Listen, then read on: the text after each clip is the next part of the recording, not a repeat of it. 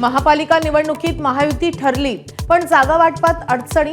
ठाकरेंकडेच राहिलेल्या नगरसेवकांच्या जागा देण्यास भाजपचा विरोध. महापौर कुणाचा यावरूनही तिढा.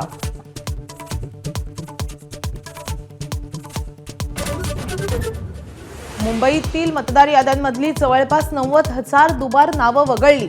दुबार नावं लक्षात येताच घरी जाऊन खात्री करून नावं हटवण्याची प्रक्रिया सुरू. 2.25 लाखांपैकी 2,19,000 नावं तपासून 90,000 नावं वगळल्याची माहिती.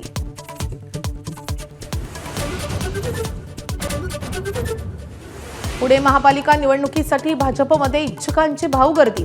165 जागांसाठी आले 2,500 अर्ज. पुण्यासह नांदेडमध्येही आजपासून भाजप उमेदवारांच्या मुलाखती. अकोल्यामध्ये ठाकरेंच्या शिवसेनेला मोठं भगदाड. महानगर प्रमुख राजेश मिश्रा यांच्यासह 4 नगरसेवक आणि अनेक पदाधिकाऱ्यांचा शिंदेच्या शिवसेनेत प्रवेश.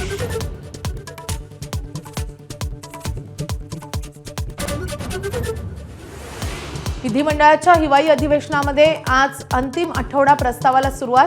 कायदा सुव्यवस्था, शेतकरी आत्महत्या, रखडलेल्या धान्य खरेदीसह पुरवणी मागण्यांवरून विरोधक सरकारला घेरण्याच्या तयारीत.